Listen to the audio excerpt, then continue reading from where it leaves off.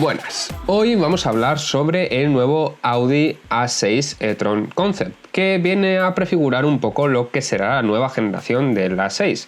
Un coche que me parece que tiene mucho sentido por parte de Audi porque digamos que el A4 es su berlina más vendida y no pueden arriesgar tanto como para sacarla completamente en versión eléctrica.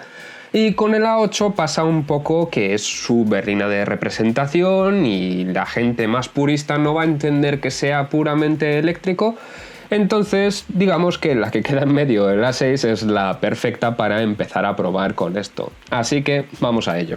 Aquí vemos cómo tiene unas formas más tradicionales, vamos a decir, más de berlina normal, que es lo que le he criticado mucho al Mercedes EQS, que ponía muy por encima de la estética la funcionalidad, y entonces de esta forma conseguíamos un coche que era mucho más monovolumen pero que quizá no se veía tan lujoso, tan de representación, tan cochazo, vamos a decir.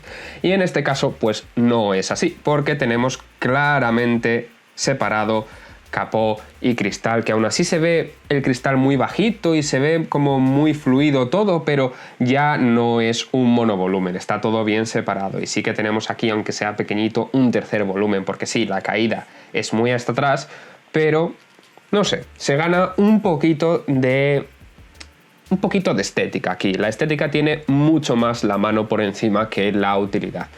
Sabiendo cómo hace Audi estos concepts, muy seguramente el A6 de producción tenga mucho de este coche, entonces podemos ir analizándolo de una forma bastante seria ya.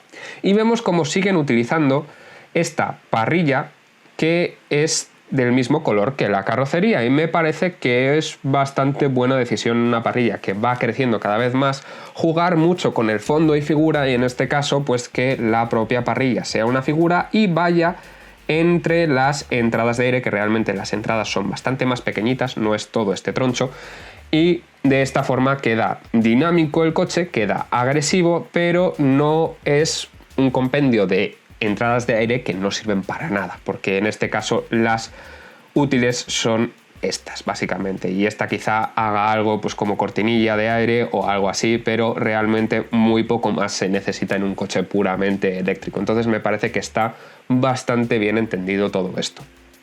Y además con esta forma de utilizar partes negras dentro de la propia carrocería, dentro del propio color del coche, pues nos dejamos aquí la posibilidad de meter elementos que están muy de moda, como este colmillito de aquí, que se integra bastante bien con la parrilla, va a acabar justo en esas dos aristas ahí. Me parece que bastante bien buscado todo esto, o sea, me parece que está muy chulo. Además queda súper moderno el hecho de utilizar un farito tan pequeñito, tan rasgado, tan... Me mola mucho cómo utiliza Audi, cómo utiliza en realidad todo el grupo VAG la iluminación, porque le dan muchísima importancia a todo esto. Quizá un detalle que no me gusta tanto es cómo han tratado esta faldilla extra, que me parece que es un añadido, me parece como que es de un acabado base que no llevaría eso y luego le han añadido esto, y no sé, en un concept como que no me termina de encajar. Y además eso hace que este gesto aquí se me pince mucho en esta zona, que me parece que lo podrían haber desinclinado un poco y hacer que suba un poquito más desde aquí abajo, porque si os dais cuenta sube desde aquí y de esta forma no quedaría tan pinzado ahí. No sé, me da esa sensación y es un detalle que a mí personalmente no me gusta, pero esto es cuestión un poco más de gustos. Lo que sí que hacen muy bien es que ese gesto encaja luego con la parte de ahí de atrás y le da vida a esta parte negra, que bueno, ahora continuaremos por la trasera para verla cómo es. En ese sentido, digamos que tiene al menos coherencia, tiene un poco de continuación detrás, y también funciona pues efectivamente con este aletín también, pero es esta forma de salir así un poquitín en estos aletines se repite en todos los puntos. Entonces, de nuevo, coherencia. Puede gustar más o menos, pero es coherente. Así que no hay mucho que decirle en ese sentido en cuanto a crítica. Y si os dais cuenta, está utilizando mucho Audi el hecho de meter una línea de cintura que vaya ceñida a la altura de los cristales, de las ventanillas, y luego meter el hombro bastante más fuerte y de esta forma marcarlo bastante más, que me parece que está bastante bien jugado en este sentido. O sea, me parece que tiene sentido cómo queda todo esto dentro del coche porque le da bastante fuerza y sigue manteniendo esa línea elegante y bastante limpia de meter una sola línea que recorre todo el coche, porque si os dais cuenta todo lo demás son juegos con superficies, no tiene más líneas de tensión que marquen prácticamente nada más. En el capó sí que tiene una extra aquí, pero si os dais cuenta es un ejercicio de limpieza que todas las premium alemanas están llevando a cabo y que me parece que está bastante bien. O sea, para mi gusto, jugarlo todo con superficies y no tanto con líneas es más complicado, pero puede llegar a quedar mejor. Y bueno, decíamos que esto es un coche mucho menos práctico en sus formas, por así decirlo, mucho menos ceñido a la funcionalidad completamente en cuanto a la estética que el Mercedes EQS, pero tenemos que tener en cuenta que es que Audi ya ha sacado el e-tron GT, que es su berlina, que es todo lo contrario al EQS. Es una berlina que está 100% para la estética y deja la practicidad muy de lado. Entonces esto queda en un punto intermedio un poco más utilizable y que me parece a mí que se venderá bastante más. Os dejo ahí también la review de ese e-tron GT que lo hice y que bueno, que realmente me pareció muy chulo por ser ese hermano del Panamera. Si nos vamos a la trasera, vemos cómo, pues de nuevo, la iluminación tiene una gran importancia aquí con estos pilotos traseros unidos por el logo, que ya os digo que la forma correcta. No quiere decir que no haya formas que también queden bien, pero la forma que mejor queda siempre de integrar el logo es en medio de estos pilotos si van unidos, para que no quede descentrado, en plan que quede demasiado arriba o demasiado abajo y quede desequilibrado. Esta es la mejor forma de hacerlo. Claro que también es de las más complicadas, porque lo tienes que meter elementos sobre elementos o en este caso hacerlo parte del propio piloto e iluminarlo también. No es nada fácil, es más caro y pues no todo el mundo va a estar dispuesto a hacerlo, pero me parece que queda de la mejor forma posible. O sea, me parece que esto es lo mejor que se puede hacer.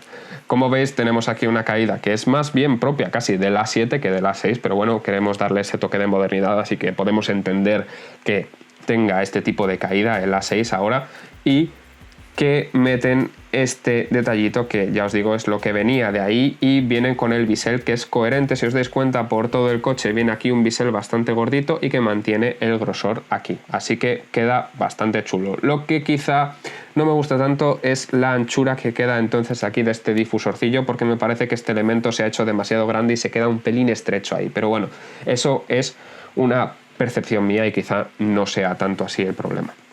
Y sí que me gusta mucho cómo queda el corte de aquí, la trasera, que queda muy elegante así y viene, si os dais cuenta, paralelo a el corte de la carrocería, de ese panel ahí. Entonces, todo muy coherente, todo muy bien buscado, al final muy alemán, vamos a decir, como que todo está súper bien encajadito y no hay nada que se quede descolgado y que quede un poco yendo a la nada. Me parece que está todo bastante coherente en este coche. Y si nos fijamos en lo que decía anteriormente, la iluminación es de las cosas más importantes en este concept y Audi le ha dado muchísima importancia porque tenemos aquí que, por ejemplo, los faros delanteros son capaces de proyectar algo con mucha calidad y deben tener un minijuego incorporado, ¿vale? Para que tú puedas jugar desde tu móvil y lo veas ahí en una pared proyectándolo. Pues bueno, pues está bastante bien.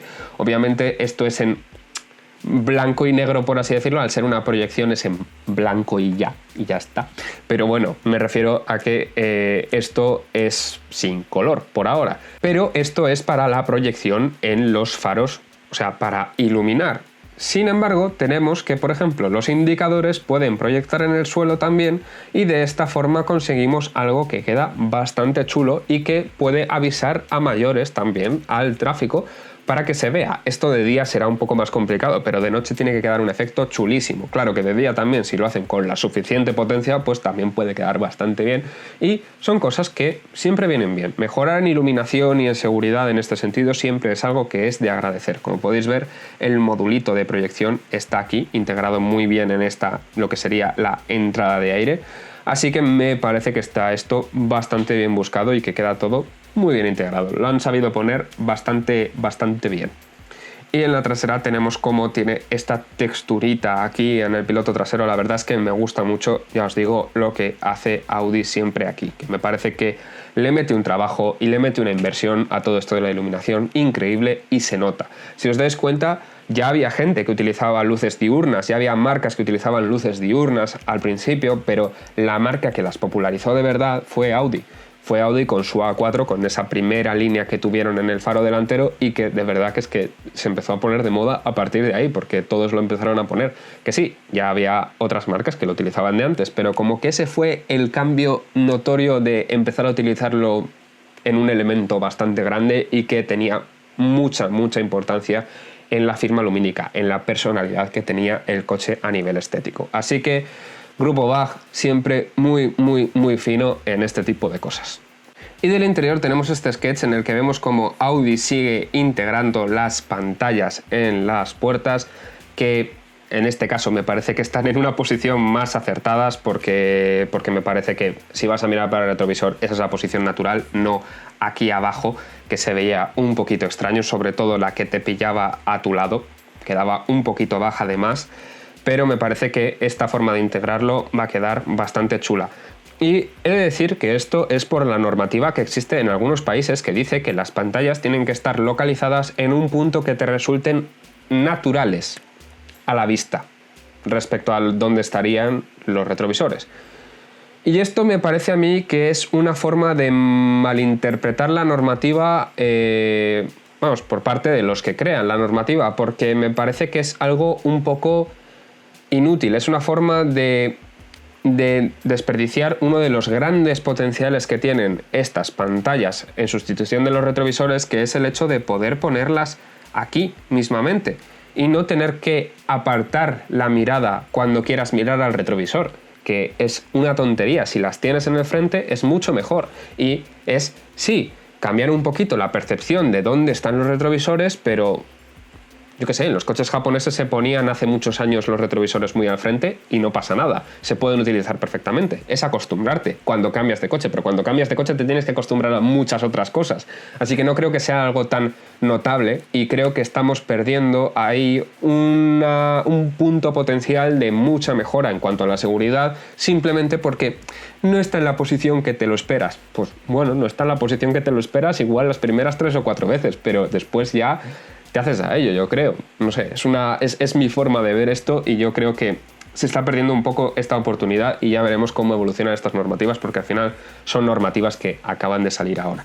El interior, pues muy bien integrado, lo demás, o sea, poco de decir. Aquí esta forma que viene por aquí, que sigue aquí en la puerta y que me parece que está todo muy bien integrado, da la vuelta y sube por aquí con el tirador. Bastante bien, no se ve mucho. Cuando veamos el definitivo daremos más opiniones, porque esto me gusta esperar al de producción para ver bien cómo queda todo. Y bueno, hasta aquí un poco esta review de la 6 e-tron Concept, que veremos a ver todo lo que se traslada al modelo definitivo de calle, pero que conociendo a Audi normalmente es mucho, así que igual podemos esperar mucho de todo esto en el modelo definitivo, ojalá, porque la verdad es que se ve bastante chulo y me parece que, ya os digo, como he dicho al principio, es el coche ideal para hacer este tipo de experimentos puramente eléctricos, porque el A4 se vende muy bien y no se entendería una gama puramente eléctrica, y el A8 un poco lo mismo. Hay gente que busca el lujo máximo y quiere su motorcito de gasolina porque es que los eléctricos no les convienen. Pues bueno, pues oye, pues es lo que hay, ¿no? Suponemos. Además los diésel también, pues para tener más autonomía, si se necesita ese tipo de cosas que, digamos, es normal que se sigan queriendo en el extremo de la 4 y en el extremo de la 8. Así que la 6 es el coche perfecto para los experimentos. Hasta aquí el vídeo de hoy, espero veros por aquí y si no os habéis suscrito ya estáis tardando.